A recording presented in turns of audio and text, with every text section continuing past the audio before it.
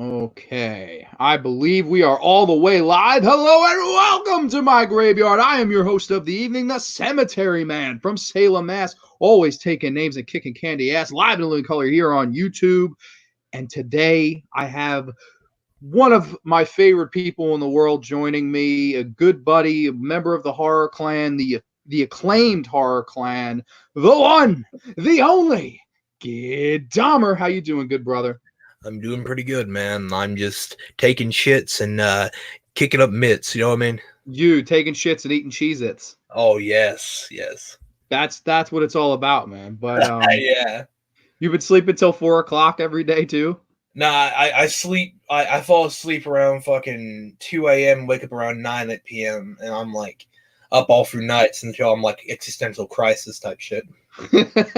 So I'm cutting into your sleep time here, is what you're Nah, telling me. good man. I'd rather get Good. sleep. Okay. That's all that matters. I don't want to cut into your sleep time. Not Um, fuck sleep.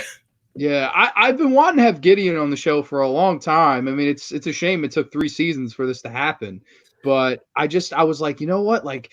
If we're ever going to do this, this is the best time to do this because, I can't have Gideon in the studio like I've had some of the other guests because Gideon does live a little bit far. But do you remember the first time we ever like met on the internet? Because I actually do. Oh yeah, I do too, man. I was so fucking cringy back then. That's how I was. No, it was the same closet. It was the same closet, man. I was turned back way this way, and I had on a fucking skull mask, and I was just staring at you like. Yeah, crazy Gid Dahmer shit, I was basically. no, like I was known as the unspeakable horror back then. I was some cringy Yes, fucking you narrator. were. But I remember halfway through that stream we talked about the Elm Street remake and shit on it together. Oh, we did. And We shat on that hard, man. right then and there, I knew that Gid Dahmer was a good friend. So I was like, all right, man. And we've been talking a lot lately, just about like random shit like Batman villains, Spider-Man villains, Oh yeah. horror, psychology, all that stuff, because we're both really, really big fans. And I was like, you know what? I got to get Gid Dahmer on the fucking show and discuss some all things horror, if you will, man. Hell yeah, brother. All right, though, I got a couple questions for you. I figured we'd just make this a little fun, like Q&A and shit for a little while, and then I figured we could talk some old G, because I know you love this show as much as I do. Tales from the Dark Side, which horrible glare there, but I think they could see it, and some OG Goosebump episodes. I figured that would Oh be a yeah. really fun way to fucking just have a ball with you on this fine Saturday night. So I got a question for you right here, and the first question is, what was your introduction to the horror genre, and who are some of your biggest influences? Oh shit. Well, let me pull up my list. We got My here. man, come prepared, okay? Oh yeah, very very prepared, man. Like I have to be like very professional when this thing comes up. I think my first ever introduction really was the film Critters from 1986. I used to sit in the back of my nan's car, and we had one of those old like white like probably early 2000s cars, and we'd have this little DVD player. And one morning she brought me that DVD, and I looked at it and I was like, "What the fuck is this?" And all on the cover, you saw these creatures with these big fucking teeth sticking out, and I'm like, "What is this?" And so I put in the player, and I fell in love with it instantly. It just it hit all those spots for me. It has a cool fucking opening. I love the way the saucer looks and the fucking bounty hunters. The bounty hunters is where it got me, man, because just the green skin, the huge bulking suits, and the huge ass fucking machine guns that shoot out fucking lasers. And I was just looking at it, and that scene where they're sitting inside the cockpit about to go to Earth, and they're looking at those things with the glasses over their eyes, and he looks at that rock star playing on the television like Johnny Steele, and his face starts to melt into the guy's face, and I was like, what the fuck? That was the first ever practical effect I saw. I fell in love with it. I fell in love with the idealism of practical effects. From some of my favorite, like, SFX artists are like Screaming Mad George, who worked on Society, Tom Savini, I bet you know what he's been in and everything. Rob Bottin, who worked on The Thing, Chioda Brothers, exceptionally for the work in Kill Clowns from Outer Space, and Stephen Krosky, Kiski. I must have put his name wrong, but he worked in the new The Void movie recently. That was on Netflix, and I fell in love with that. It's just like an '80s horror film. Some of my biggest inspirations, though, were some actors and some directors. One of my favorite directors is actually Joe Dante and Ed Wood. Now, Ed Wood is considered the worst horror movie maker in the world, but I disagree. I disagree with that because he at least tried. You know what I mean? He at least tried to make things. He got everything put aside, and he was best friends with Bela Lugosi. When nobody else would hire Bela Lugosi, he hired him. And some of my favorite actors would be Bill Moseley, my God, who played Chop Top. You got Gunnar Hansen, original Leatherface, the king in my opinion. Doug Jones and his amazing work in Hellboy and Pan's Labyrinth, and Donald Pleasance, which he was the Dr. Sam Loomis, and Jim Varney. And the reason why I choose Jim Varney was because Ernest Scared Stupid was fucking amazing. Dude, those are some excellent fucking choices. And I love me some Jim Varney, just to throw that. Ernest Saves Christmas, Ernest Saves Stupid, Ernest Slam Dunk Ernest. There's 100 Ernest movies, man. They're all fucking crazy. We need to get John Cena to play Ernest. Dude, that would be that would be like Body Slam Ernest. Body Slam Ernest. Body Slam Ernest, bro. Ernest Saves Wrestling. But yeah, some of the special effects guys you mentioned, I mean, all legends. Rob Bottin, Tom Savini, of course, the Chido brothers with Killer Clowns from Outer Space. I love them. And I actually never knew that the movie that got you into horror was the original Critters, because this is going to blow your mind. Today is the actual same release day that Critters came out in the theaters, U.S. theatrically. How fucking crazy is it? I saw that not 5 hours ago on the internet. It was like happy anniversary Critters. And I was like, when you said it, I was like, wow, like this is so happy birthday Critters. Happy birthday Critters. Got to be 34 years now since 86, right? Yeah.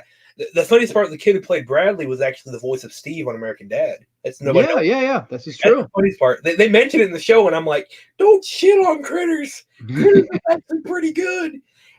I actually really like that series. I like the second one a lot. Mick Garris did. And then the third one is famous for Leonardo DiCaprio being in it as like the first ever acting role. Yeah, maybe a 10-year-old kid in it, really weird. And then the fourth one is Critters in Space. Space. Yeah, it's a fun series. I love that. They thought about sending Chucky to space, and I'm like, how the fuck would that work?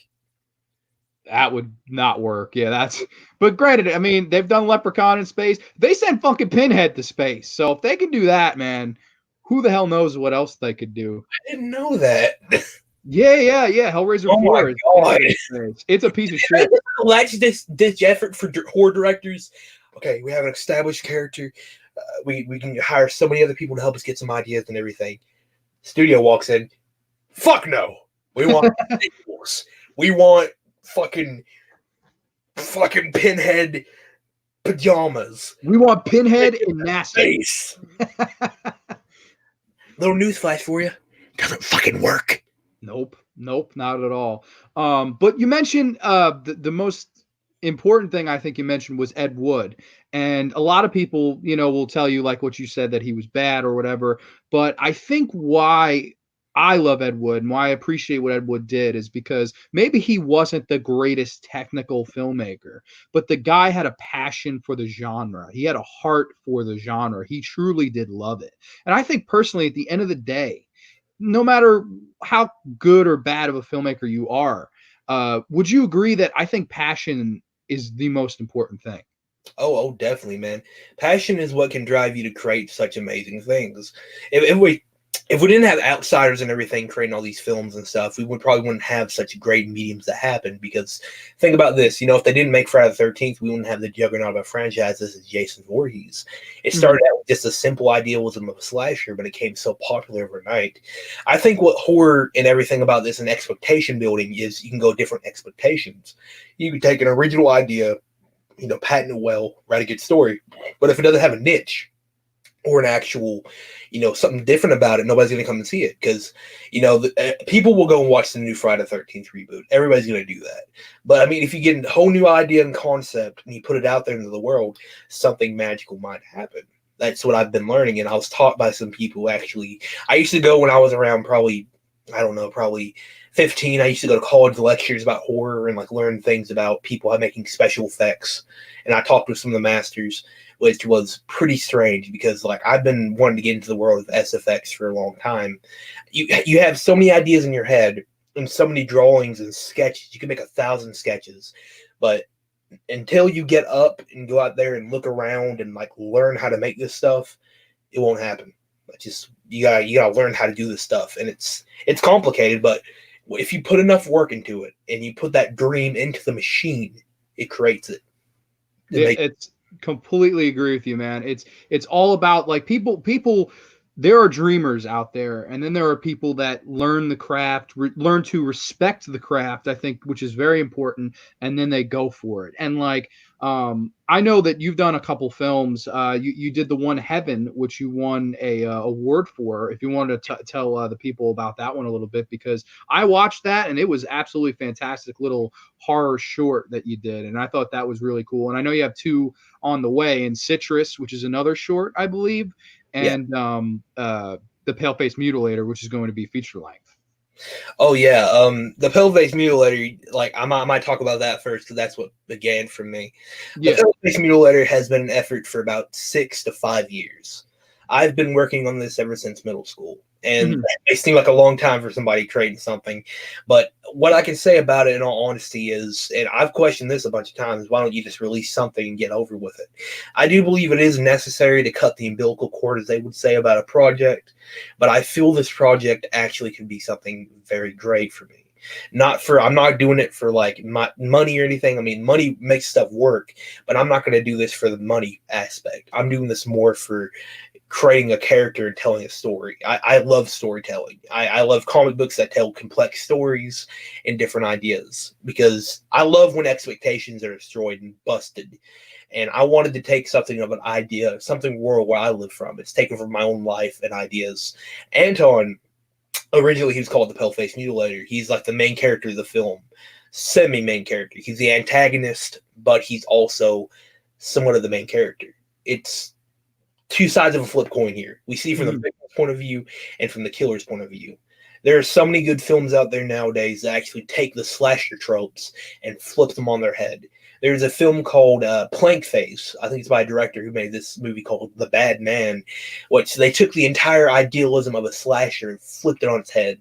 It's about this guy who gets kidnapped, and he's basically somewhat brought into a family of these cannibals out into the woods, and they basically, they pleasure him, let's just say that, and they basically torture him, and they burn a piece of plank onto his face and make like wood and like his eyeball sticking out.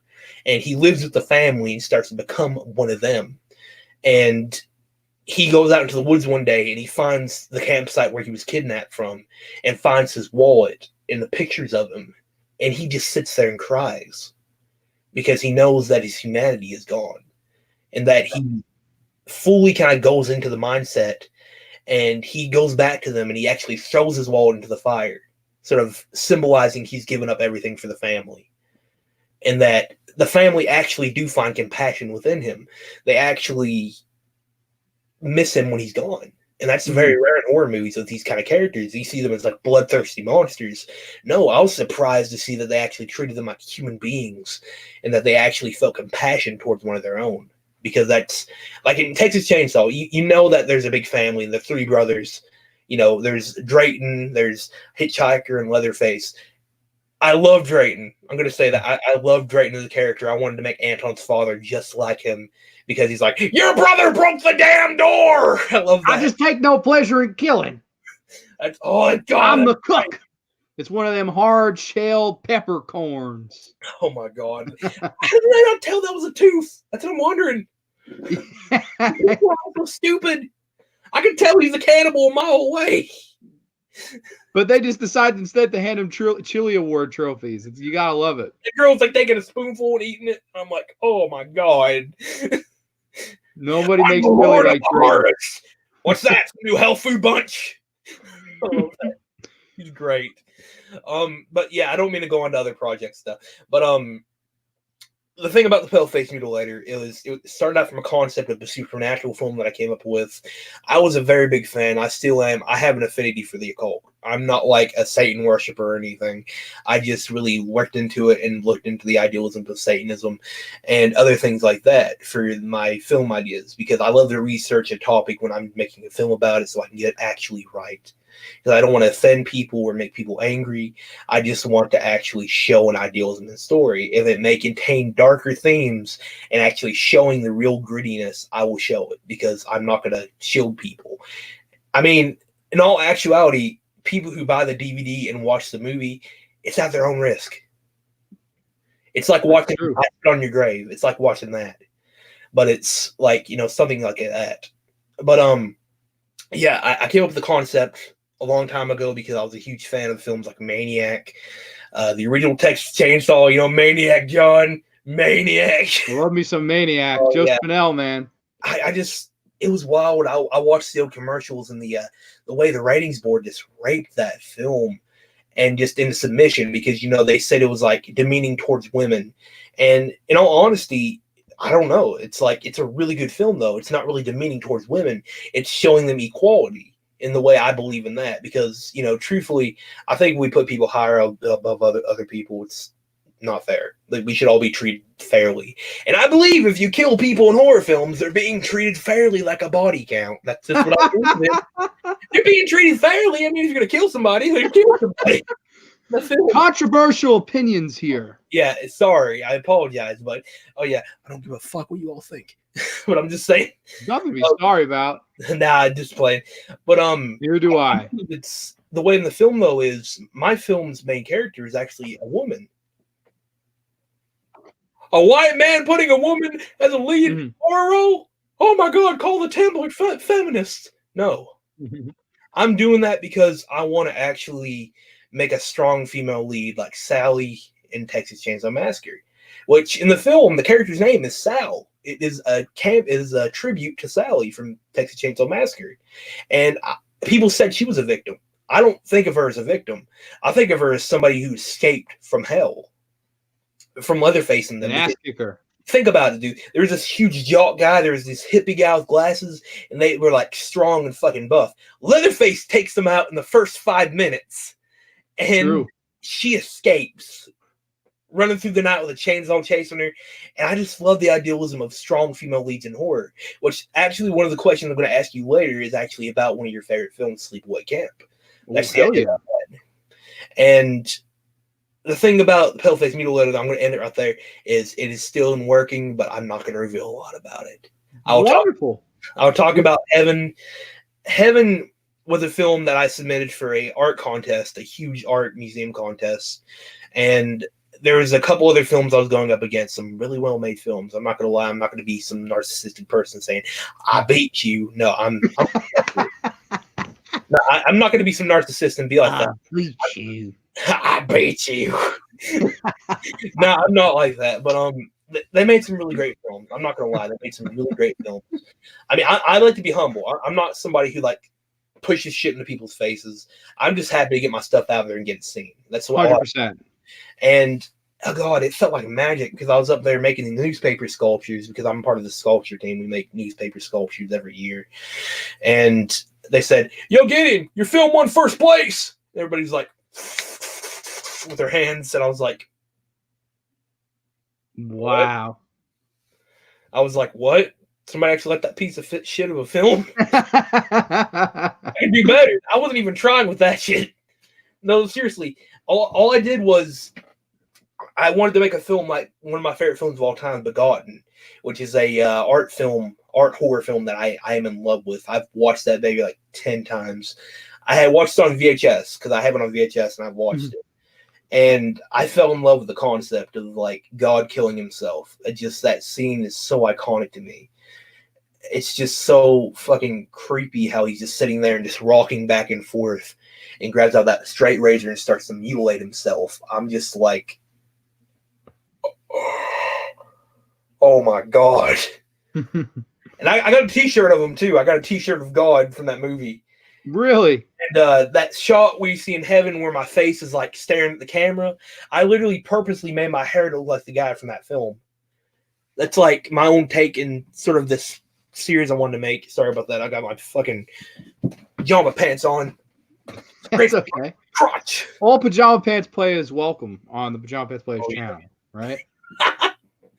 But Heaven was a film that I created that was sort of based off a dream and my idealism of religion, which I don't disagree with people. I'm not like some guys like, fuck you, I don't believe what you believe in, fuck you. I'm not like that.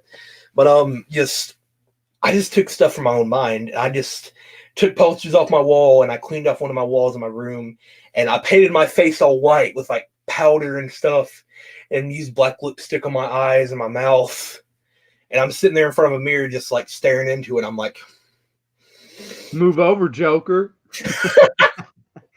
I wish I could do that, man. That Joker film was fucking great. Like, the opening, man. The opening got me crying in the theater.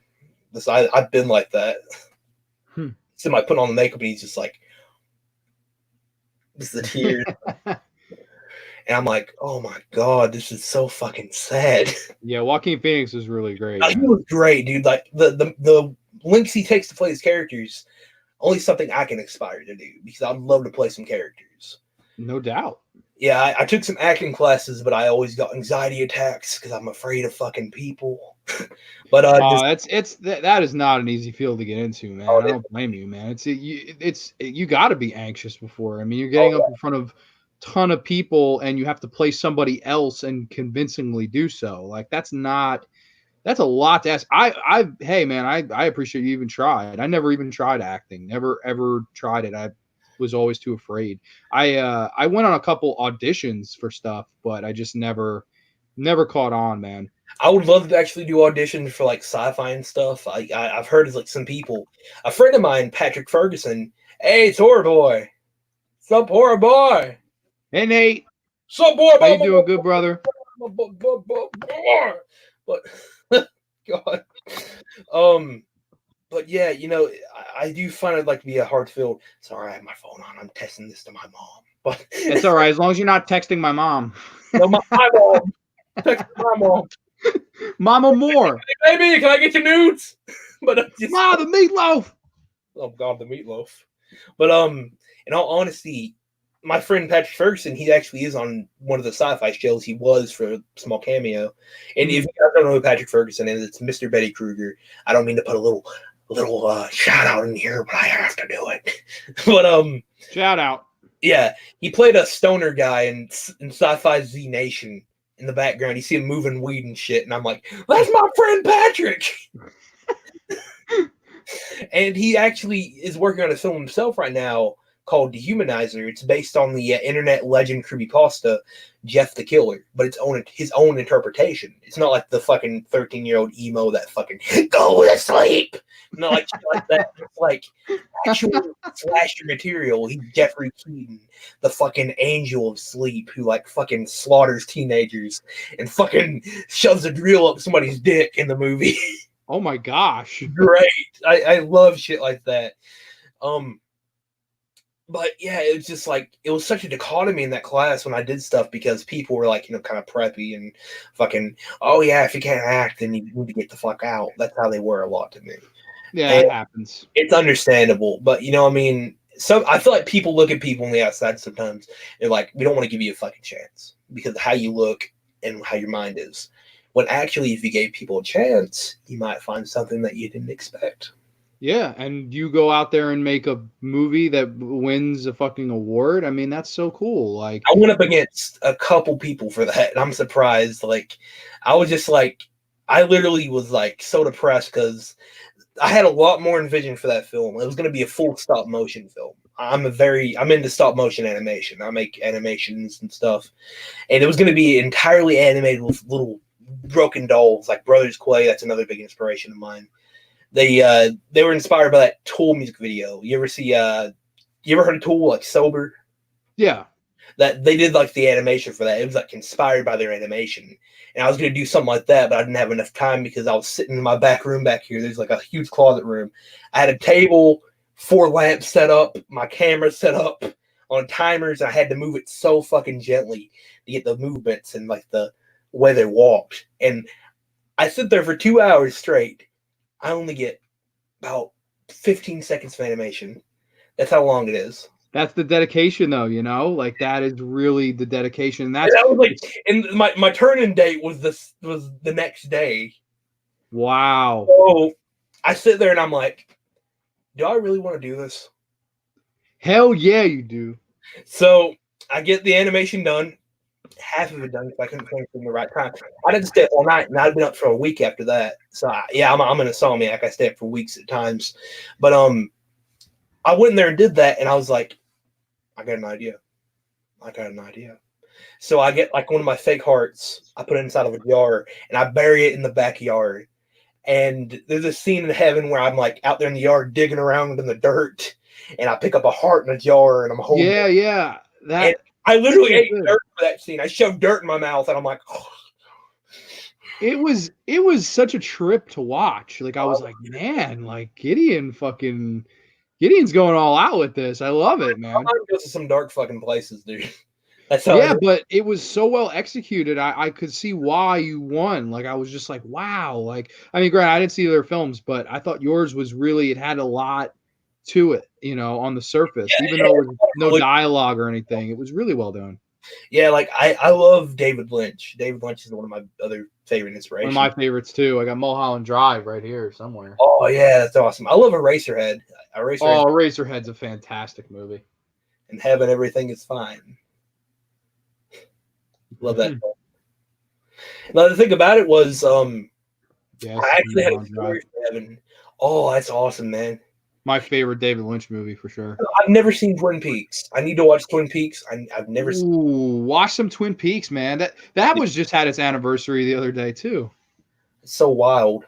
That's a great fucking sitcom. And to answer Nate's question, we're doing great. He mentioned before, he's asking us how we were doing. I'm doing great, and I think Gid's doing great too. Now listen to me yapping on. I'm like a fucking Jewish housewife right here. You got any bagels?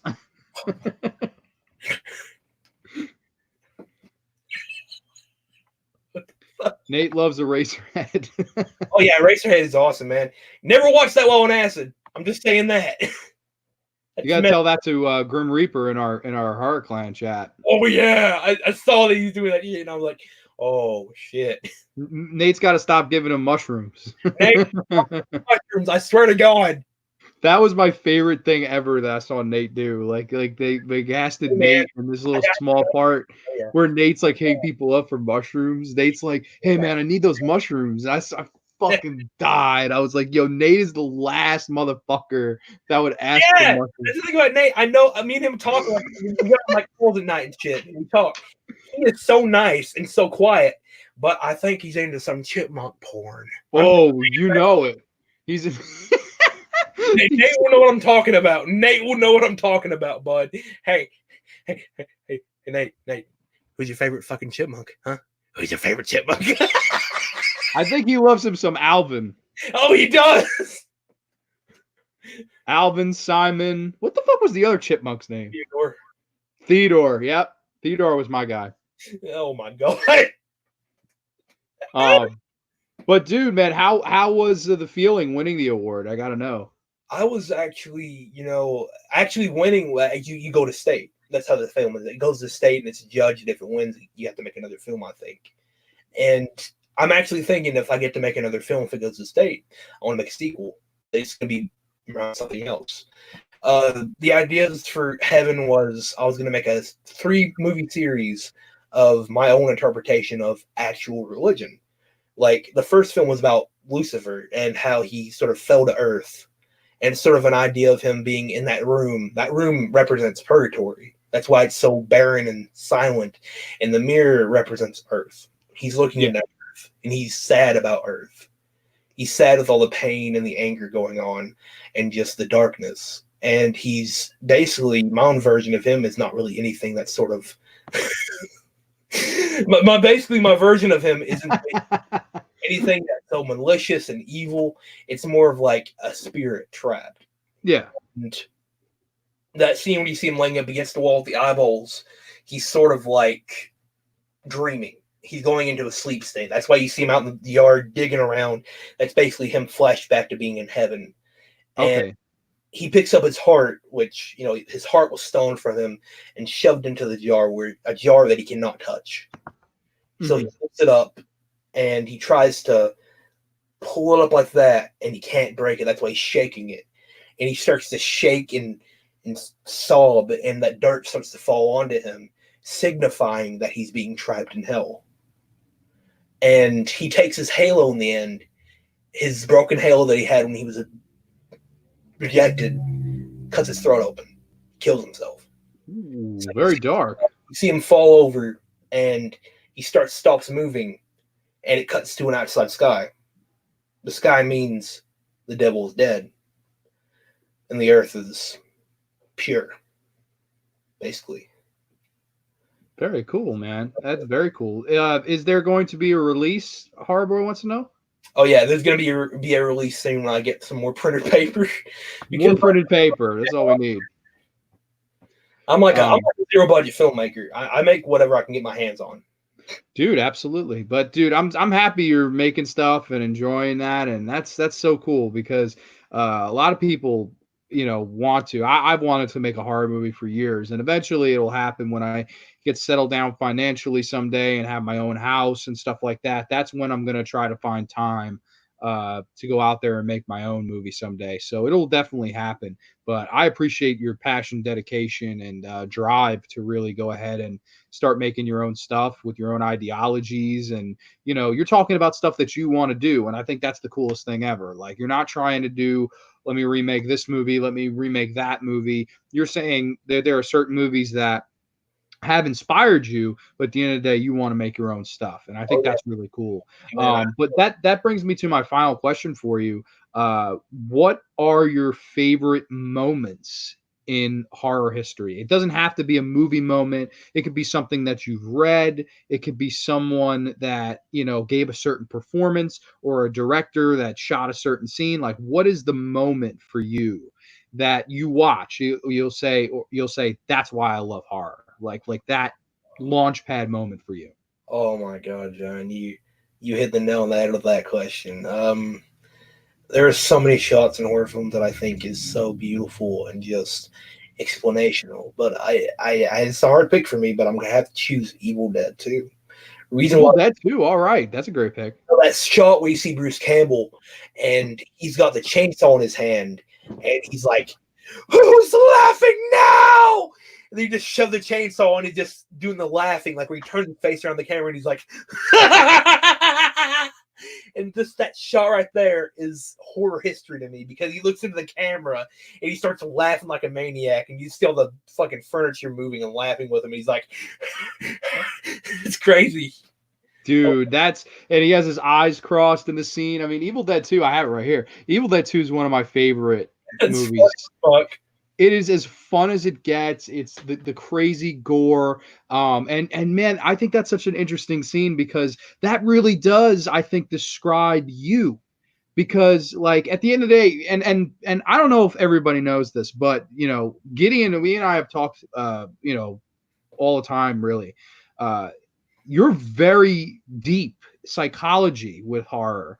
But I think on the surface, what you really love about it is the batshit crazy insanity moments that we can see in horror. And like that is one of those moments for sure, where he turns around, all these things in the room are laughing at him. There's a lamp laughing at him, the couch, the deer on the wall, all laughing at him. That scene scared the fuck out of me when I was younger. Like, seriously.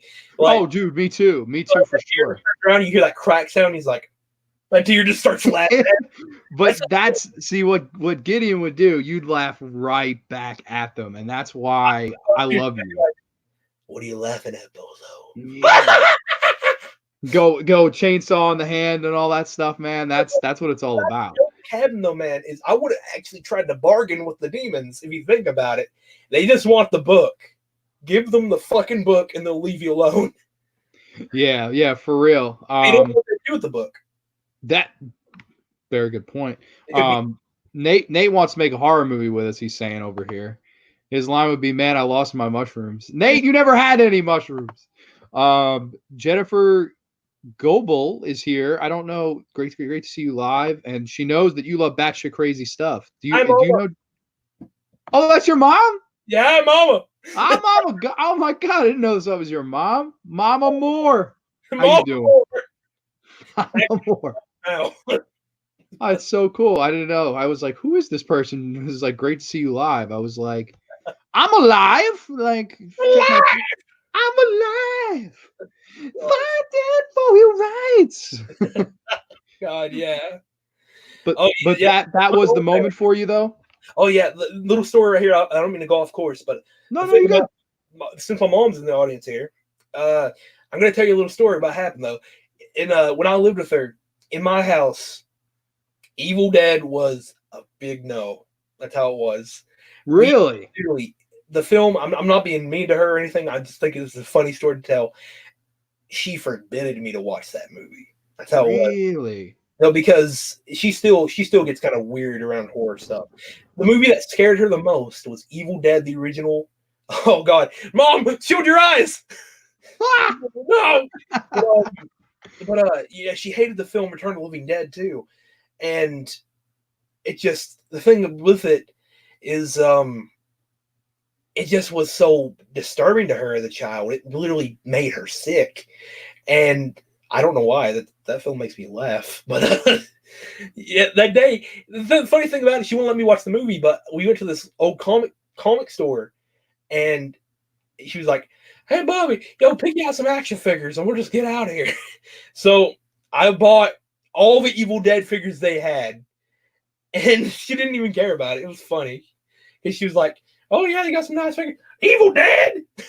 Dear And Dahmer, what are you doing? There's also Monica's here. I'm guessing that's another friend of yours. oh yeah, she's my aunt. She's Oh my God, Mama Moore and Aunt Monica. This is fucking awesome, man. I am glad. This is like Thanksgiving. oh, I wish it was, man. I'd be eating some Well, I turkey. think tomorrow is like tech. Is tomorrow was tomorrow supposed to be Easter? I don't Oh know. yeah, I'm not too. I don't even know if Easter's gonna happen this year, man. We're in like freaking 28 days later. Yeah, I know the Easter Bunny has coronavirus this year. Oh my god, that'd be a good movie. Dude, it'd be great if he handed out eggs that had the virus in them. Take this, you little shits. Yeah, you want it? There's peanut butter and Corona in here. There's actually a good horror movie on like I think it's on Prime right now called Easter Casket. It's made by a dude I know called Dustin Mills, and it's about the Easter Bunny going after the Catholic Church, and it's like a puppet of the Easter Bunny, and Oh boy. he gives people eggs and it explodes. That's my reaction, Nate. Oh shit. Right? But you know, when all is fair in love and entertainment, right? Oh yeah, That's how but what no, I say at least. fully, man. Like you see films, I think the offensive ones are pretty funny. I'm not gonna lie. Like Poultrygeist, Trauma, they live on that, and I love that about them. COVID got everything, baby. um oh, Nate's got a question for you, Gid. Another question. What was your favorite scene to shoot in I'm assuming heaven? Oh, my favorite scene would have to be the one where I'm like convulsing next to my wall because no wait I'm gonna change that. The suicide scene. That's my favorite scene. The reason why is I'm because that was convulsing to suicide, you know? walking the suicide boy. It's a smooth I tried to do it 5 times, it didn't work. How would you let me die? but yeah, the suicide scene I shot in heaven, which my mom hasn't really seen heaven yet. I don't know if she's probably freaking out, being like, "Why do you have a suicide scene in heaven?" You didn't show it to your mom and Not yet. you won an Not yet. award? Not yet. They I give my literally. mom shitty drawings and she rips them up in front of me. Oh no! Mom, I drew us. Go It's get a waste of paper. dog. It's a waste of paper. Yeah, I can picture you now doing that. It's like little macaroni paintings. I made that for you, Mom. She like rips it off, puts it in a pot, and starts making dinner. It's dinner's ready. There's glue on this shit. I'm sorry, I didn't mean to cut you off though. No, you're good. I love this. Like, I love that one that Gilbert Godfrey voice you did. I saw that video of you walking out of a Chuck E. Cheese doing that voice.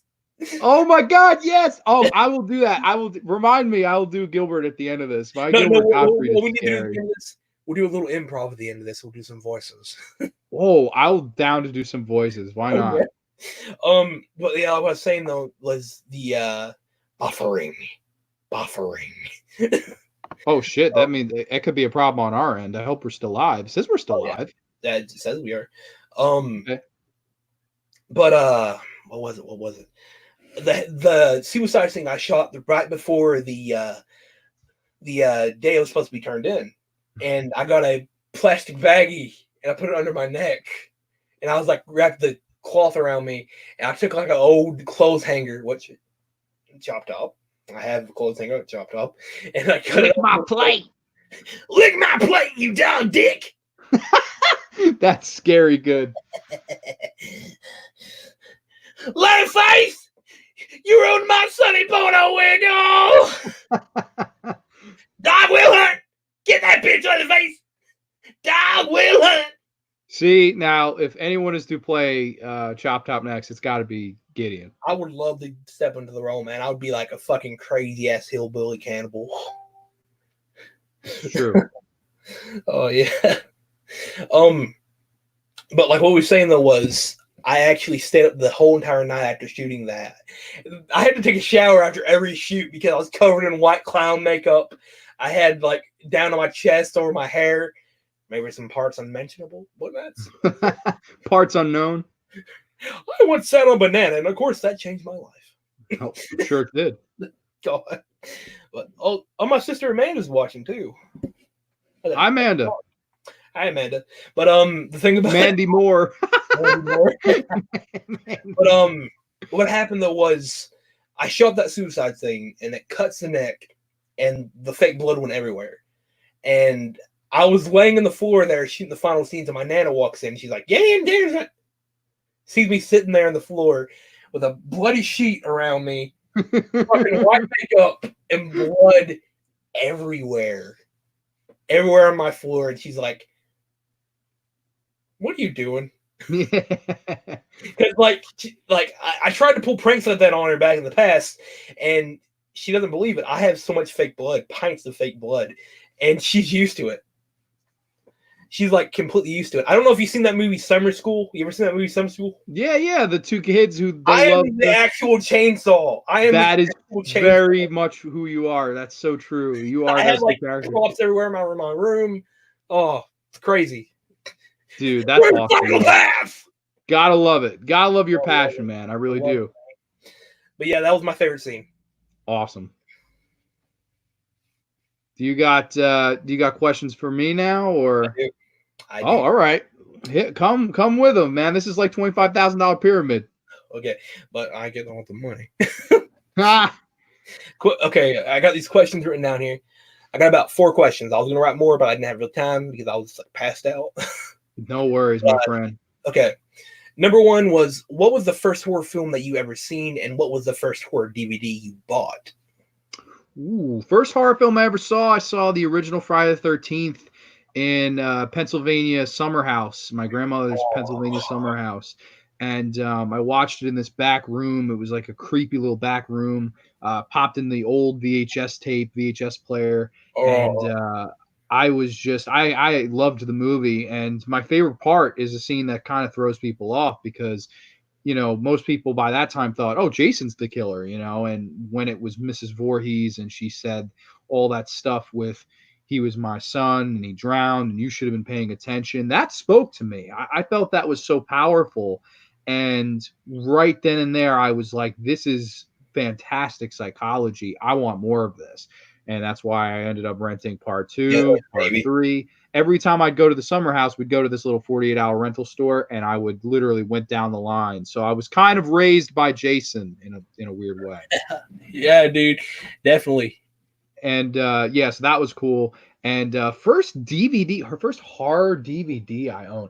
That is actually a great question. I'm not positive as to like what the exact first one was, but I have tons and tons here that I freaking love.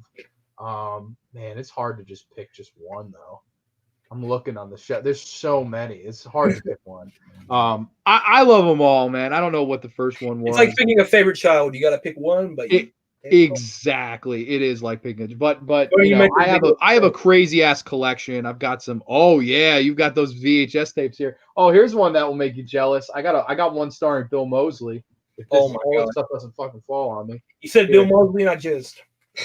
I got this bad boy. Oh my god! You got that one. See. The coolest thing about this is this little sticker right here. Oh The yeah, horror, the stickers were the best part of those because the you horror got. sticker. Oh, that's great.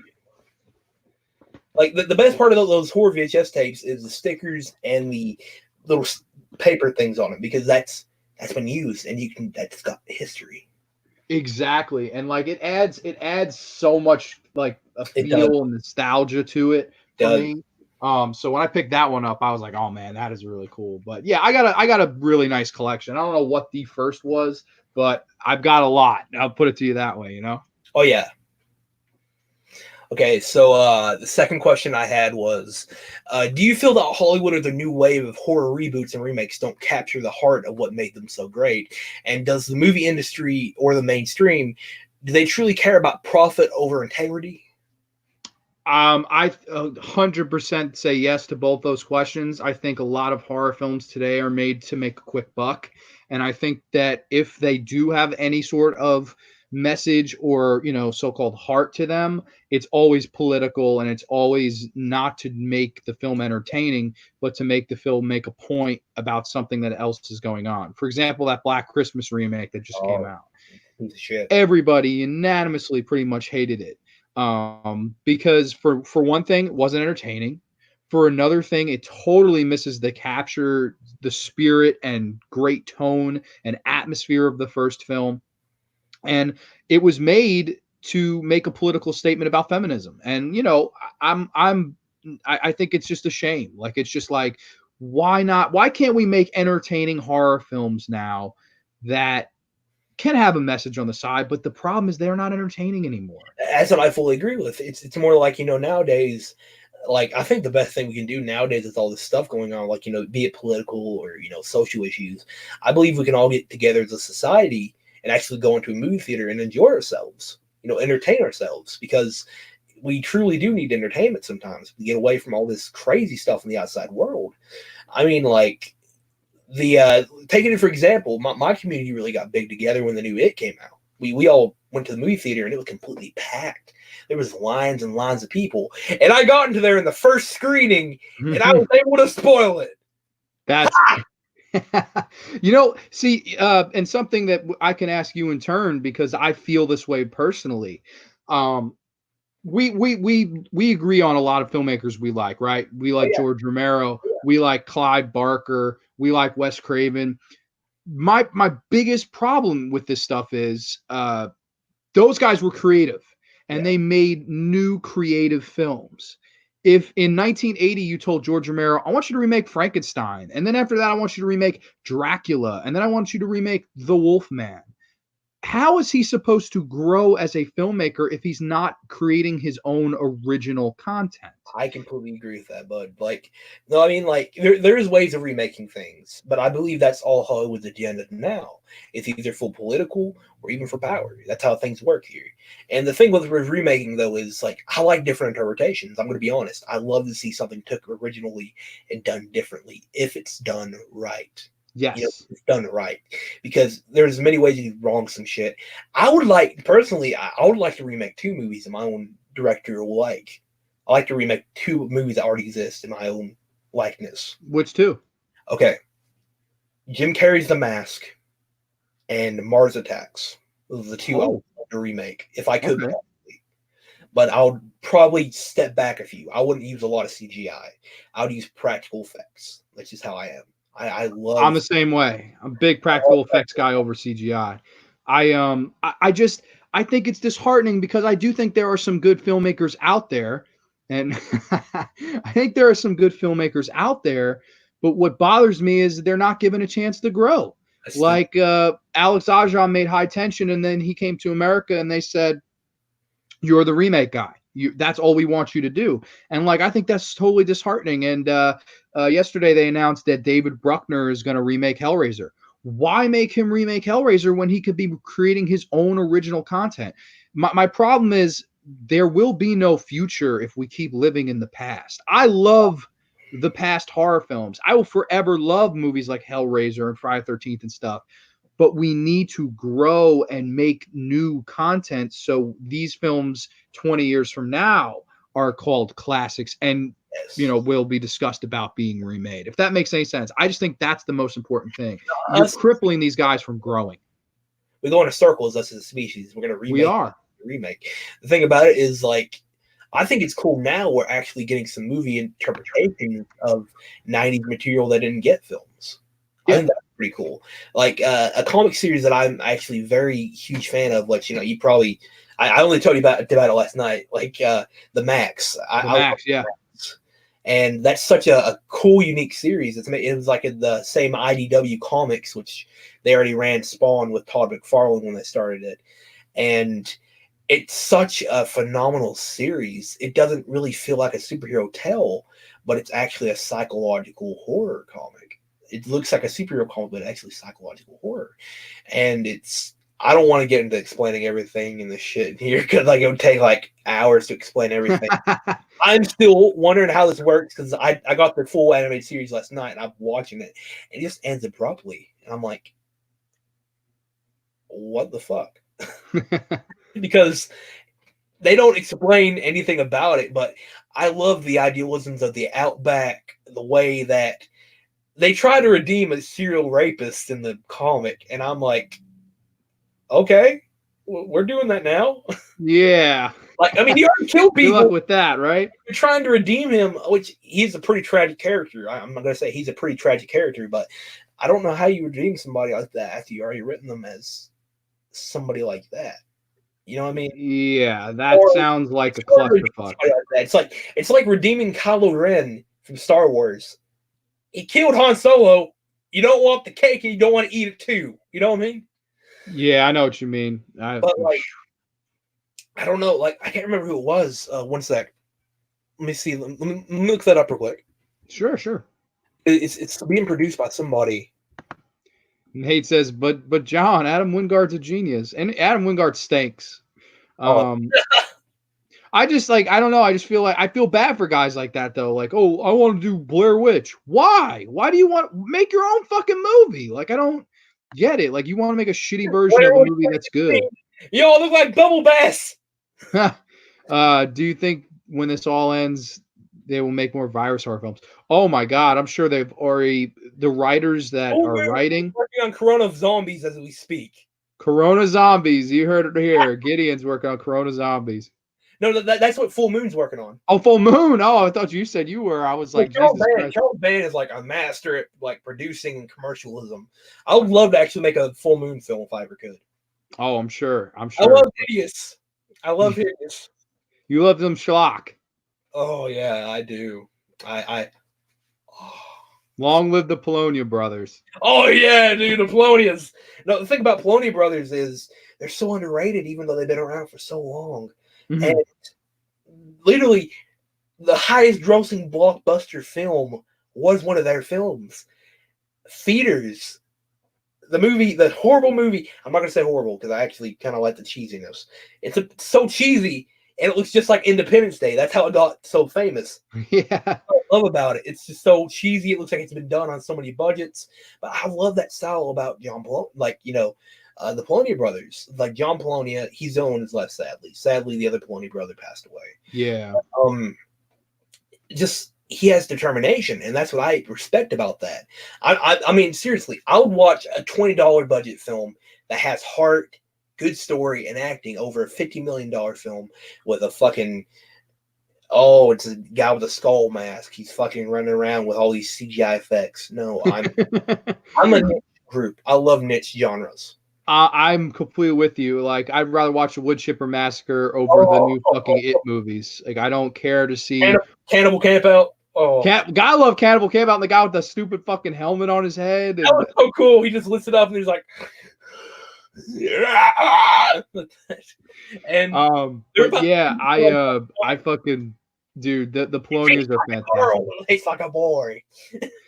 Yeah. I think that's again going back to what we said before. It's their passion. It's not they don't have money. They don't really have great filmmaking techniques, but they're gonna give you a lot of gore and they're going to try to do their best with their passion. And like, some people love it, some people hate it, but I think I admire their passion, respect their love for it at the end of the day. And I think a lot of people need to kind of feel that way. Like, but it is what it is.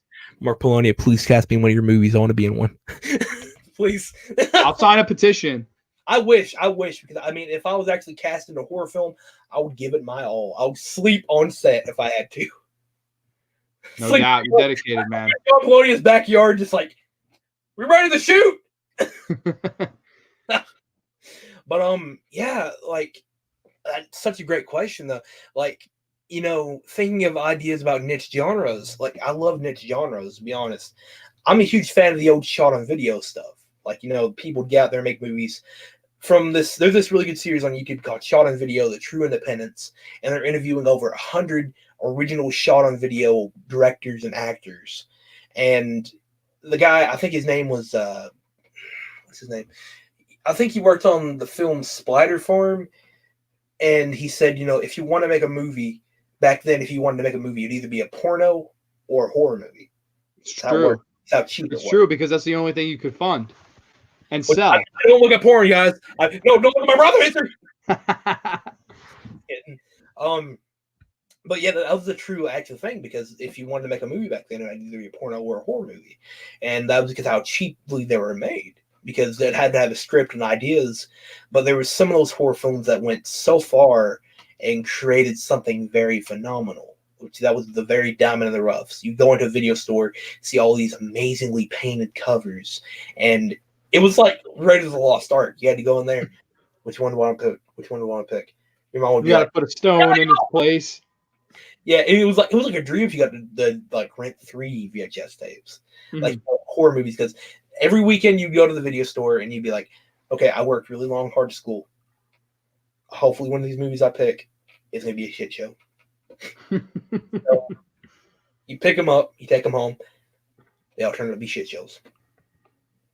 But one diamond in the rough. That's true. You always find that hidden gem, brother. Yes.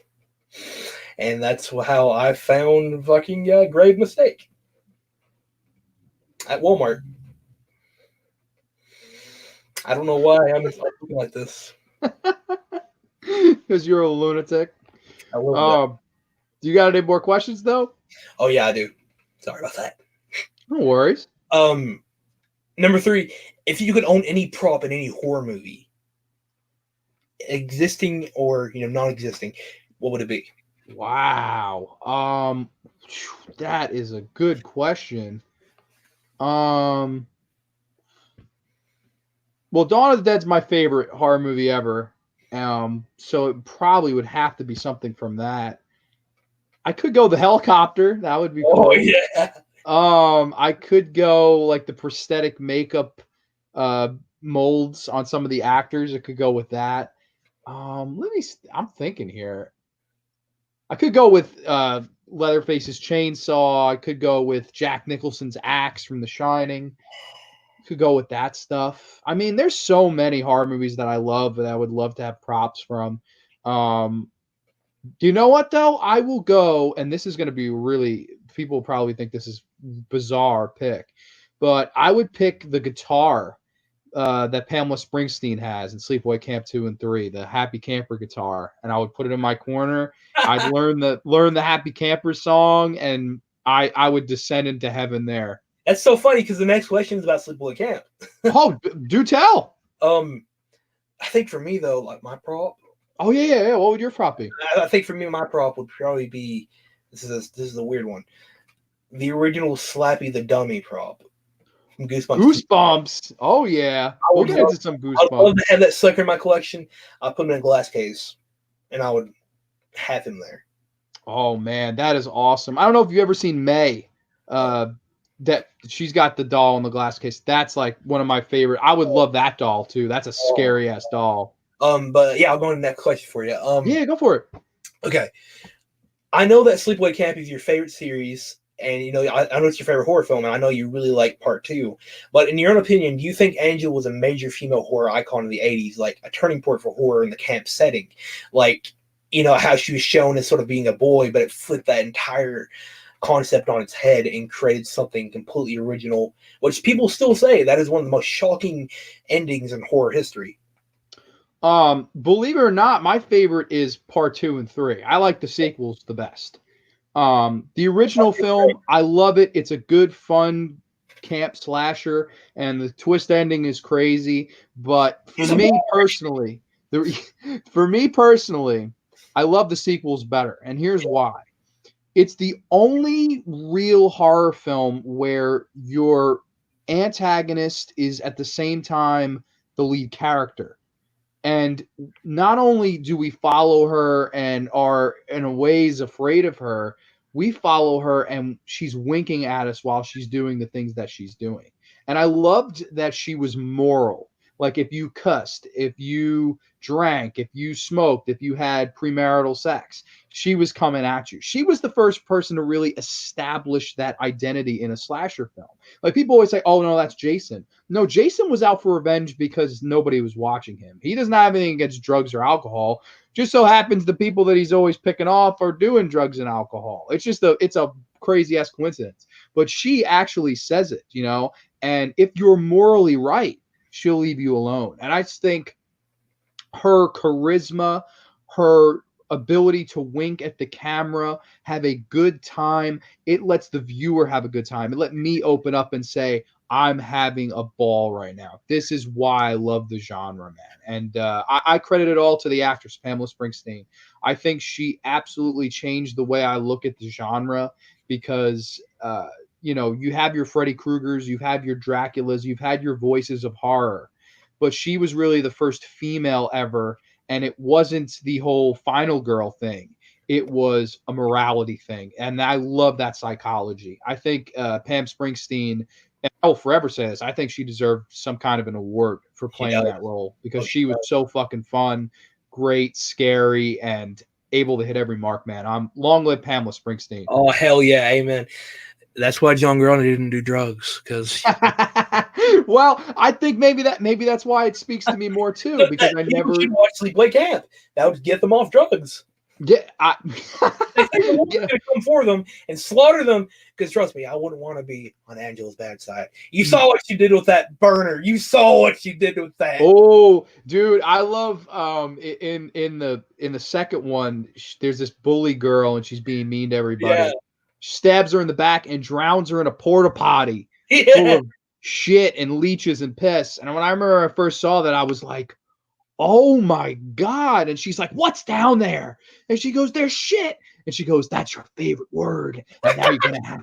And I remember getting off my couch, like standing on my feet. And I was just like, yes, like this is what it's all about. Like, and I don't know, like I know it's a weird psychology, but man, it just always spoke to me. I thought it was just genius. Right. And it was a message, but it was executed entertainingly while I got to laugh, enjoy, eat popcorn, drink Pepsi, do whatever. It's great. And that's why I love the genre sometimes, man. It's just the pure heart and fun and psychology behind it, man. It's so simple, but yet so effective. No, I mean, like, I saw part 2, and it's like, it became one of my new favorites, actually. Like, I love her as a character, to be honest, because I would like to actually cross over with her and Anton. Because Anton's in a camp setting, so probably cross over. Yeah, I would like to see Anton and maybe the Madman. That would be pretty cool. Yeah, no, the thing about it though, I kind of played around with you texting. I'd love to hire the dude who actually played Madman to play Anton's father. So he lives out here. He lives maybe an hour from me. That'd be Paul Ellers. That'd be funny, wouldn't it? We just get like you see him just show up in the movie just out of nowhere. I knock on his door, Madman, we need you. I'm coming. I think his son is a big dude too, so maybe he'll be the next Madman if they ever made another Madman film. Yeah, like one of the scenes that's like actually a huge point that we actually shot. I'm gonna break a little spoiler here. There's this huge storyline going on with this character who actually purposely brings them there to where Anton is, and because it's like he's like a legend, he's like a local legend, and he's basically going there to shoot somebody in the back of the head for what they did to his girlfriend, and the table get turned on the main character, and the guy who actually killed his girlfriend is going the gun at him like this. He's like, what the fuck are you going to do now? And in the background, you see Anton's like face, like a shadow go across his face. And just you see a pitchfork go through his chest. and he lifts him up over his shoulder like a fucking rag doll and throws him from behind. And Anton's just standing there, like it just pans up to his face, and you see him just going, and he just grabs him and starts ripping him apart like a fucking turkey and skin, and just Gideon is so crazy. He screams that. Don't say his name above a whisper. No, the thing about Anton though is he likes girls. He likes girls a lot. He's not a rapist or anything. He is just a ladies' man. The ladies' man. Whoa, she's a lady. He lifts up his like torn up clown leather mask. And he's like just a rotting face and just a bald head, and he's like trying to kiss somebody. Yeah, that friggin' Anton is crazy. I would love to see that crossover. But I wanted to, since we've done questions. I figured it'd be fun to talk about a couple episodes of some of our favorite shows. We've been talking lately about Goosebumps and Tales from the Dark Side. I got Tales from the Dark Side right here. But what are some of your favorite episodes? I want to talk about a couple of these and maybe a couple of Goosebumps. So many good ones. There's so many good ones. The thing about Tales from the Dark Side is an enigma to me because of how many episodes they made, and some of them are just fucking funny as hell. Yes. I wish we could have gotten a whole entire season or a new series based on the same people of just those weird, messed up stories because they're just so out there and it's crazy. For one, I know me and John love that episode. He's like, I don't like chicken falling from the ceiling. That's my favorite one. That's one of my favorite. You showed me that, and I was like, let me I'll tell the people the story. So I had just started working at this place, and I was maybe 2 weeks in, and I was tired, man. I came home one Friday night. I was like, man, I'm not doing nothing. So I popped in these DVDs, Tales from the Dark Side, and there are some of these I haven't seen. So it was the episode called Deliver Us from Goodness. And it opens up where this guy is running for mayor, and they're trying to get this guy to vote for them.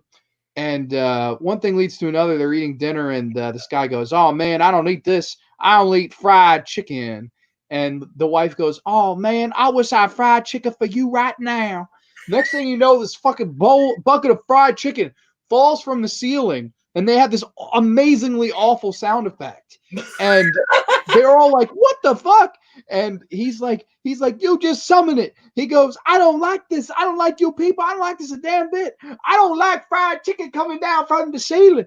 And it was maybe 3:30 in the morning. I'm on like 21 hours of being awake. I started fucking hysterical laughing, like tears, man. First person I sent to was Gideon because I knew my heart of hearts Gideon would get it. Like Gideon would be like, oh my god, that's fucking so funny. Funniest shit I've ever seen in my life too. Like seriously, oh, there's so many good ones. I can't remember what I was just saying though. Fuck. Do you like? I know one that I think you'd like was the anniversary dinner. Oh my god, that was. And they're cooking the chick in the hot tub. That was such a big twist. I was like, wait, what are they doing? Wait, what are they doing? Yeah, I remember you were like, they're eating you. What? No, don't trust them. You were like, get out of there. They're throwing vegetables in there. Like, they're not trying to feed you. They're trying to cook you. Oh, like, man, that's a great one. I mean, if I was in that situation, I think it's kind of weird to have a bunch of knives hanging on the walls. Fucking skulls. Oh, they're children's skulls. Yeah, they open the thing. They're like, all the children will join us for dinner. And it's like that cheesy end. You know, even the dark ones in a way are cheesy, and that's why I love them. I know you watched the one with the guy he was like a politician, and then he decides to become a clown. I love that where he's like, look, sir, I even buttoned your button. Are you on hot drugs, boy? That's such a weird episode just because it doesn't seem like a horror episode. It seems more like a weird kind of Fantastic Tales episode. Yeah, he started dancing and you were like, move over, Joker. Move over, man. I'm going to take that episode and make a Joker trailer parody of that. Yeah, we watched the one with that I loved was the Savini one with the parents fighting over the child, like who has the custody, and it turns out that the son is a werewolf. We loved that one. No, that was awesomely directed. I love that. That is like a really good. That reminds me of the old EC comics from like the Horror Vault comics. Yeah, just like that's such a good twist. Yeah, I loved the practical effects, the way it was directed. It You ripped the poster. That could be worth $13 on eBay. was I'd be more pissed off about that if I was transforming into a monster. I'd be like, get me outside. I'm not going to scratch these posters up. Yeah, it had Patricia Tallman in it, who was also in Night of the Living Dead remake and Night Riders. That like social worker was so weird though. Dude, she got her ass kicked. She got thrown right into the wall, and we were like, "Oh shit!" That statue thing. Like you were like, "Oh my god!" Like because that's how the episode opens with this weird like clay statue, and you were like, "Oh my god, goals!" Like immediately. Goals, man. I'm gonna learn to make stuff like that because I want to make some really creepy looking masks. But Dude, yeah, I bet you that's something Savini just made and was like, "I'm throwing this in." Yeah, let's do it like this. Hey, you touch this and I'll fucking break your hands. But yeah. Can you tell people watching a little bit about the one we watched with the wrestler? Oh my god, yes, Basher Malone, my friend. Basher. I love that one. That is such weird, but surprisingly, that was the final episode. That was the series finale. To end off on. Such a weird note, dude. So weird. No, but it's the hilarious episode ever. You see these like I'm telling you, they must have shot that on set somewhere and just be like, "Hey, you guys want to be on Tales from the Dark Side episode? We're ready you. Come here and I'll pay you in cookies." Yeah, the cookies and shitty T-shirts. Shitty T-shirts. Yeah. The story was one of those T-shirts, man. I'm gonna send you a T-shirt like that. Oh my god, I need an I Love Basher shirt. I'm gonna make it. I'm gonna make it. The episode is basically this wrestler and he's like the champion or whatever, and there's this evil manager who summons a wrestler. A Pepsi machine. Yeah. How does that get Pepsi's endorsement? He summons a wrestler from hell and he comes out in a Pepsi machine. And it's like this awful like blue vortex behind him, and they have this like random robotic lady with him, and if she makes out with him, it pumps him up. And oh my god, dude, there's one point she gets soaked in milk and like explodes. Like it is one of the most crazy, stupid batshit things you'll ever watch, but it's so damn entertaining. It reminded me of a Power Ranger episode, man. Yeah. Oh my god, that series is so bad. I'm sure it did. I love, and they battle to the death, and you have to throw him back in the Pepsi machine. I mean, that is just like with him. Yes. I think that's funny thing about Tales from the Dark Side. Every now and again, you do get one that's dark, simple, effective, and creepy. But I think more times than not, you get those cheesy ones that you just go, "What the hell are you going on?" But I don't know. I think you and we embrace that, and I think I embrace it fully. Yeah, like I don't think it always has to be so uber serious. Every now and again, I love I know you love, I think, Inside the Closet, right? Oh, that is the episode that terrorized me. See, it could be dark and scary. Halloween Candy. For me, the scariest episode to me is called The Last Cart, and it's this woman going home from college, and she gets on this train, and it's basically she can't get off the train. It's like a train to hell. Yeah, that's the thing about it, though. That was actually one of my worst fears: being trapped on something you cannot leave. Yes, and she's trapped with all these annoying people. And a coffee post I read where this guy was on a bus and he couldn't get off the bus, and he kept getting older. Ooh, that's scary as hell. There's a final shot in that episode. I'm not sure if you've seen it. I won't spoil it, but there's the final shot is truly terrifying, man. Like I remember when I was a kid, that was the episode where I went, I love Tales from the Dark Side, because every now and again, I used to watch my hair, and I was like, holy shit, that's great.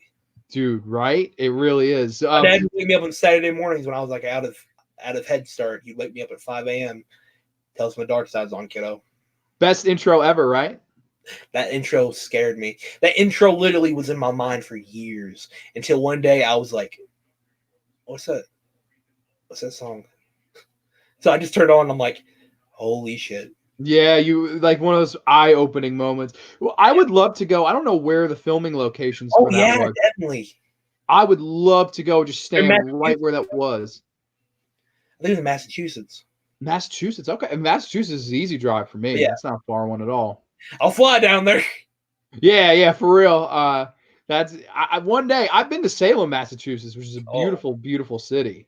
But yeah, I would love if I could find out for sure where, I would totally visit that location because like I don't know, it's one of my favorite shows and definitely probably my favorite horror intro of all I want time. to get shot of Nate walking on there and just like he gets hit inside of the rut, like we can push him.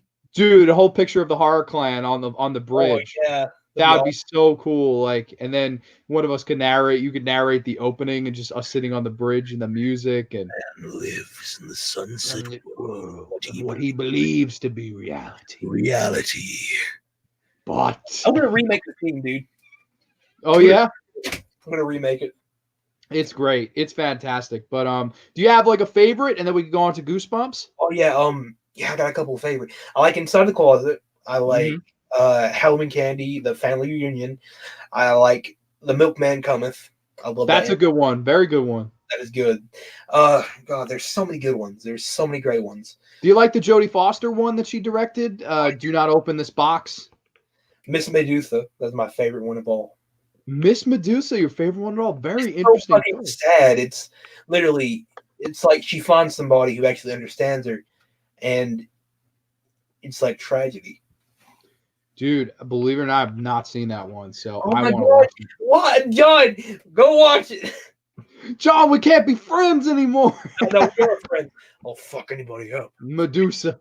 Um, but yeah, I one more I wanted to mention is Levitation, starring the late great Joe Turkel, who was also in The Shining as the bartender. And he's like this magician, and he's the best magician in the world. He's doing this like shitty carnival act. And this one guy drives all the way there, like miles, to see him. And he goes, I want you to see you make somebody levitate tonight. And he goes, no, the last time it went all wrong. And basically, he goats him into performing the levitation on the guy. And all hell breaks loose, brother. And it is one of my favorite episodes from the dark side. Levitation, starring Joe Turkel. It's awesome. Actually, I think my favorite second episode is the circus. I love the vampire. Love the circus. Oh, the Romero wrote that vampire. one. The vampire in that is like amazing. He just bites that lamb on the neck, and just his The face. design was amazing. I agree. No, like I love that design of vampires, like the Dude, old. terrifying. That's one of the scariest episodes. And the thing about the ringmaster, he actually played the puppet master in the real Puppet Master. Yeah, yeah, yeah. William Hickey. Yes, yes. Great. I love that. Like that opening, the Puppet Master, though. Oh my god, I love that. He just like can't get a secret, and I'm like, that is awesome. Dude, the best for sure. But yeah, man, we love some Tales from the Dark Side. Easy, I think it's Gid's favorite show ever. Oh, it is. It's definitely on my top 10. Love Tales from the Dark Side. So you want to get into some Goosebumps, and then we can wrap this up? Yeah. Let's talk about it, man. Give me some of your favorite Goosebump episodes. Oh god, that's the hardest, man. A little backstory on Goosebumps and how I was related with it was I first started watching Goosebumps when it came on Cartoon Network around probably 2006 to 2007, possibly. I think it was like 2009, actually. For any of you old school kids out there, remember the nudes? The freaking Cartoon Network nudes, those old eras, you know, the fucking Secret Saturdays and all that shit that used to come on there. And I saw these commercials for it. It was like Cartoon Network presents Goosebumps, and it was like Grindhouse trailer, and I was like, "What the fuck? This is fucking cool." And the intro music. Oh yeah, no, that intro is iconic. Jack Lenz really did an amazing soundtrack for that entire series. It's kids horror, but it's actually really good horror. It's like I think it's a good gateway to getting people into horror. Perfect gateway. Not too Goosebumps scary, perfect gateway. not too funny, right amount of horror. Perfect medium, yeah. Into it. Yeah, I wish I could have seen these episodes premiering because, yeah, it's just great. But my favorite episodes would have to be Not a Living Dummy Part 3. That's one that literally terrified me. Is that the one with Hayden Christensen? Yes, Yes. Skywalker. Anakin Skywalker versus a dummy, and it has a crazy yes, the twist ending, the literal twist ending, if you will. The twist ending where there's an actual fucking twist. I was like, what the fuck? I won't lie, that one I found very funny just because it was Hayden Christensen. I was like, yo, what is Anakin Skywalker doing here? I think that's Dude, actually what happened. dude, I know. I love Night Living Dummy, man. But what Grande other one? is weird too. That ending with that kid with the fucking eyes. He turns around. He's got Slappy possesses his body. Yeah. Big eyes, and I'm like, Anakin, you've changed. Anakin, you were supposed to bring us from the dark side. Dude, that would be a funny twist if like Slappy possessed him in the Star Wars movies. Like Yes, man. Darth Vader's possessed by Slappy. Oh God, no. You don't know the power of the dark side. I want my slaves. Sand people. Oh God. I hate them. Oh God, no. Okay, my other favorite episode would have to be basically the Werewolf of Fever Swamp. I love that. Very good choice. I love that one. That's so crazy classic werewolves. One Day at Horrorland is my other one. That's my favorite. Yeah, it's great. It's so stupid and acid. I love that. I love the scene where the kids are walking like to the ride and there's one random monster. He just runs up to them and it's like a guy in a big suit, which I love and I appreciate. I love that too. That's just 90s perspective. Yes, and he comes up to them and he goes, "Oh, you have to get out of here!" And he has like a weird accent. Get out of here! He's like, "You have to get out of here!" And he just runs into the bushes. And like, I remember watching that and just fucking cracking up. I was like, "Yo, I love his voice. His voice was so funny. Yes, the voice and just like it was like a 7-foot tall monster. Like, "Oh, you need to go!" And then the coffin ride. The kids get on the coffin ride. Like it's like a coffin canoe, and they get in the fucking coffins, and it's going to. I remember being like, "What the fuck is going on here?" Like, but I think you and I both agree that's a ride we'd like to go on, right? Oh yeah, definitely. Coffin rides like this. Seatbelt. I played the game too, Horrorland the game. It's pretty weird. It's crazy. I've never played the game. It's like you're like a kid trapped in the park. It's pretty subpar, but it's actually really fun mini games. But I would love to try that. You turn into a horror in the game.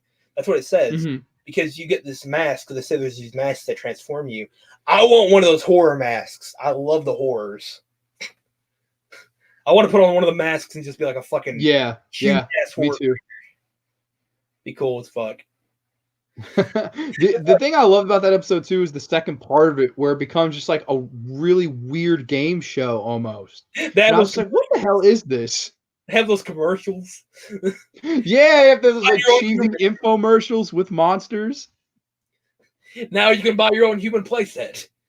From your mom, dad, dog. Yeah, I love. See, the first part is actually like really good and well done and scary, and then the second part is just so. Just like an acid trip. Like they don't know what they did with that. Yeah, I don't know either. It's almost like they didn't know where to end it, so they just were like, "Fuck it." Yeah. The comic actually shows more of like a part 2 to that, but it's more like the first episode. Okay, that's cool. They're like surrounded by the horrors, and they pinch them and they bust like a balloon. That's how you kill them. They don't really. In the actual TV show. I'm a huge Goosebumps fan. I have a shit ton of books, shit ton of merch. I know a lot about the history. If you pinch them on the tail, they deflate. That's how they are. I did not know that. See, you should have made part 2. Now, I mean, I wish I could have directed a Horrorland episode. I would have made it more like creepier, more like a old abandoned amusement park with all these monsters and just insane living rides. It would have been crazy. Here's a question. This is not one I prepared, but if you could make a Goosebumps episode, what would you do? Ooh, I'd probably go for an episode they didn't make. Like, there's so many books they did. They only made about 40 of the actual books. Mm-hmm. And to be honest, I would either like to remake 2 episodes or make 1 episode. I'd like to make the original Not a Living Dummy. That didn't get made. Part 2 and Part 3 got made. Part 1 didn't get made. Yeah, there is no Part 1 episode. That was weird to me, though. That was so weird because very weird, and they never really acknowledged it. They were always just like, "Oh, I wrote a pretty post about it." Yeah, I was always like, "Why wouldn't you just call it Part 1 then? Like, why?" Like, yeah, but yeah, like that with the 2 other episodes I'd remake would be Horrorland, like we just said, and Attack of the Mutant. I'd love them my own version of Mass Mutant. Very, very I love interesting. the actor who played him. The actor was so crazy. Yeah. I love it. My probably my favorite one, and this is kind of cliche, but it is probably my favorite one, is the Haunted Mask. I always thought the Oh, Haunted Mask. I just And ordered Haunted the Mask Haunted 2 Mask is really good. I just Say ordered cheese the and die. Yes, dude, I love Haunted Mask though. Scared the I like shit out part of me as two. a kid. Part That's two. a perfect thing to watch around the Halloween season, you Oh, it know. is. I can't get it off. I can't get it off. Mary Beth, right? Mary Beth, Run, run. dude. Harley Beth. I'm surprised nobody's tried to make that into like a mainstream R-rated horror film. No, that's what Arlstein talked about. Like, since they made Goosebumps 2 and 2 flopped in the theaters, I saw the movies. I don't really like the movies that much. Part 2 flopped really hard, and Arlstein went on Twitter saying he wants an actual Haunted Mask film to be less funny and more scary. They should do it. They should really do it. I heard news they might be rebooting the TV series, bringing it back. Do you think it would work? Because I think it's kind of a product of the 90s. I do too, but I saw his other program they made, The Haunting Hour, and it's creepy as fuck. So you like the Haunting Hour? Okay. Did it last long though? It didn't really last long. No, the thing about it though, they actually had a lot more edgier themes. Literally, there's this one about this golem, this Jewish golem episode. They were gonna do a ritual where they're gonna cut the girl's neck open, and they literally get to that in the episode. They show that almost. They have the knife at her neck and they're about to cut it, and that golem busts in and saves her at the last moment. And I'm like, if we could have a Goosebumps series like this, what could they make if you think about it? I don't know, man, but I think they should give you a call. Think about Slappy running around with a knife in his hand, just like walking around. Like It would be cool. But it's implied he's have a knife in his hand. You could even get Hayden Christensen to come back and face no! him. Why not? No, he's possessed. He throws a lightsaber at him. You underestimate power. It's over, Slappy. I have the high ground. It's too late. I have the high ground. Dude, that would be epic shit, man. It'd be so weird though. It'd be like a really weird return. It would be, but I mean, he hasn't done shit, so yeah. He would not really. I mean, if you paid him enough. Weird. The prequels of Star Wars ruined a lot of lives. See, I like the prequels a lot more than the sequels. Yeah, the thing about Jar Jar Binks, his actor actually got death threats. So did Jake Lloyd, unfortunately. Yeah, sadly. It's a shame. It's just such a shame that with all that, like, people despise that so much. And then now they embrace these new ones that I fucking can't stand, man. I don't like the new Star Wars movies at all. Nate says he has a soft spot for Goosebumps. Oh, definitely, man. It's I turn that on whenever I'm bored. I'm just like, oh, I love that show. Always entertaining. If it's bad, a little bit anyway. It's entertaining. We're gonna watch The Haunted Mask 2 in a little bit. Oh, dude, go for it. That's a good sequel. I got mask coming soon. I actually ordered a replica of the Haunted Mask 2 mask. Hey, how much did it cost you? It's like it was like Trick or Treat Studio. You know what Trick or Treat Studios is? Yeah. Yeah, like Scholastic actually took away their license, so they couldn't make a lot of Goosebumps stuff. And they made about 5 Goosebumps masks, and these are like out of print. That's a shame. Rare. So I picked up the Haunted Mask Part 2 mask. I'm trying to find a Part 1 mask. I was going to order the Part 1 mask a couple months ago, but now it goes for like $300 on eBay. And I'm like, holy shit. $300, Jesus. Now they made a Slappy. Yeah, that's fucking crazy. Slappy puppet, and that like goes for like $500. It's crazy. That's crazy. I know that you can get like the Chucky doll for like $80 maybe, which that's a lot of money too, just for a fucking doll. But... I'm gonna get the Necronomicon prop whenever they come out with it. The actual pages in it, like the actual Necronomicon pages. Yeah. They've done a couple of those, but not with the real detail, like you're saying. Yeah, they're doing Trick or Treat Studio this year. I'm a huge Trick or Treat Studios fan, and they actually showed their huge show now. They're actually making action figures. Now they're really action figure design. They made Art the Clown. Oh, that's gonna be Terrifier 2 is gonna be. Yeah. Shout out to Ray though. Ray, my friend Ray. Raven Shrek, he is a huge clown. He's actually a clown. He loves Terrifier. I'm sure he does. Any true slasher fan or killer clown movie fan, I think you gotta love Terrifier. That's an awesome flick. Rub shit on the walls. All right, though. Is there anything else you'd like to discuss before we wrap this up? I think I'm good and good, dude. All right, yeah. So we had a blast talking all things horror. We went for about exactly an hour and a half. I just wanted to say again, man, thank you for coming on and talking with me because we've had so many like lately. I feel like we talk a lot, um, and it's just really nice to like pick each other's brains and talk about like all sorts of stuff, and especially always talking horror on the I'll channel. let you stuff my turkey if you want to. I should go full on Gilbert on your ass. Okay, no, let's do that. Let's do this real quick before You want me to do Gilbert? All right. we'll do it. We'll do a Can I conversation. do the Joan Rivers joke? Oh my god! I'm gonna hurt my voice too doing this. What character you want to do? Just to make it even, what character you want me to do? Oh, Mark Hamill's Joker. You want to do Mark Hamill's Joker? Let's try, but it's gonna be half-assed. I know. Well, mine's gonna be half-assed too. I'm gonna tell a 20-second joke. Yeah, here we go. All right. I'm thinking. Did I do the Joan Rivers one? Should I do? You want me to do one of the Joker monologues? You could do a Joker. You do whatever you want. Sure. Okay. You want to go first? Or do you want me to go first? Yeah, I'll go first. Let you think up. Yeah, because I have no clue what I'm gonna say. Look it up. I love how many people call you like when I'm busy. Like when I'm not busy, fucking phone could stay on for days. When I am busy, I get 7 missed calls. I'm just like, yo, like what? Like, That's great. why do you want me when I'm busy? Nobody ever calls me. I just sit here in my room jerking it. Wait for lives to be over. Oh, Nate says Terrifier is amazing. I agree. Oh yeah, it's great. Okay, yeah, I pulled it up.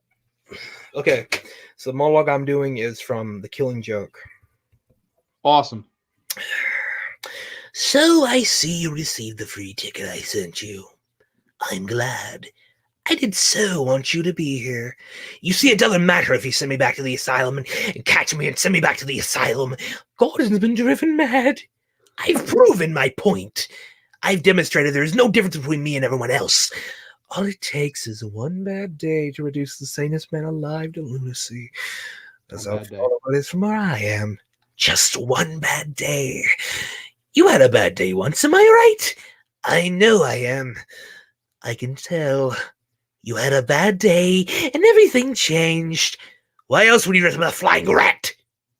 You had one bad day, and it drove you as crazy as everyone else. Only you won't admit it.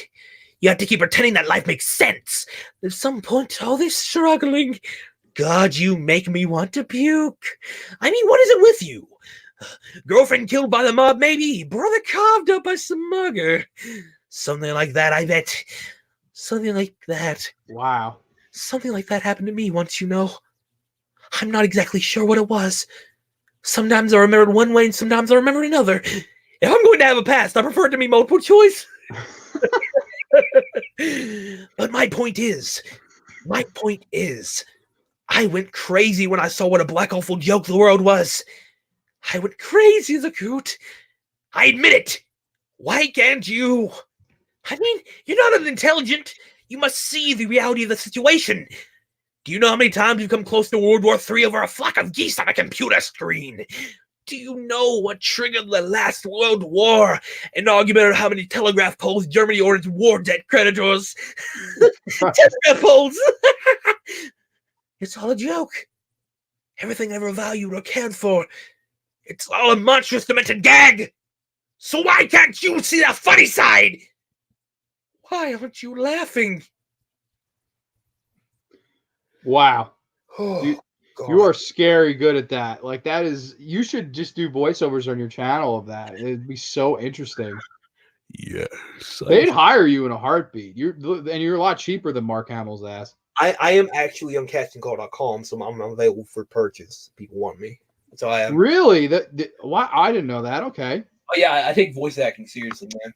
It's not that good of a Joker, Mark Hamill, because Mark Hamill's like overdone all the time. Joker. I try to do my own version, like, hello there, Johnny boy. Nate says he loves it too, I guess. And yeah, because it's insanely accurate, isn't it? It's fucking wild. Batman like this.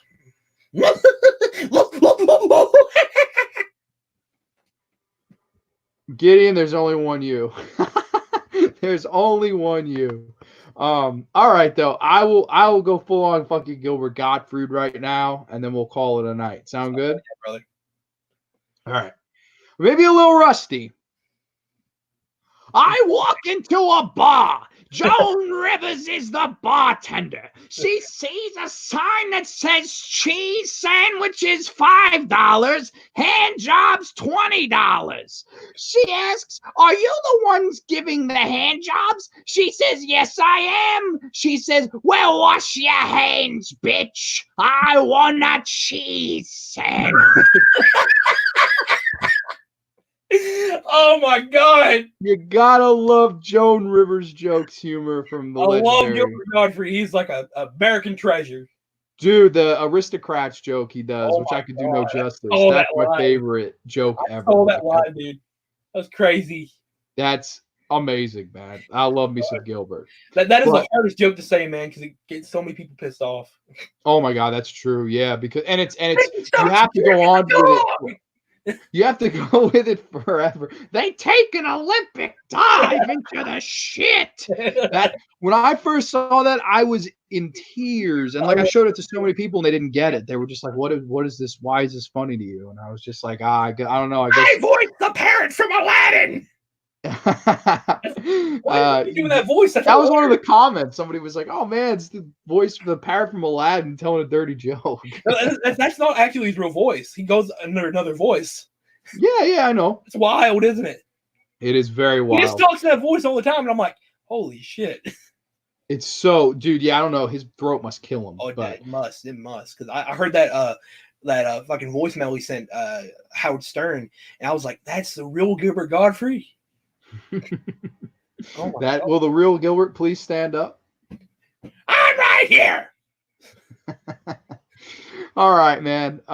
Dude, again, I would like to thank you for coming on. I had a blast talking all things horror and voice impressions and psychology and passion and all that stuff with you. This was a blast, man. It's just nice to finally have you on the Graveyard. Oh yeah, definitely, bud. Dude, I'd love to have you on sometime again. You're welcome to come back whenever, and we'll keep it creepy as ever, you know? All right, though. We will see you guys later. John Grande out. Too sweet. Peace. We will catch you next time only on the Graveyard. Night, everybody.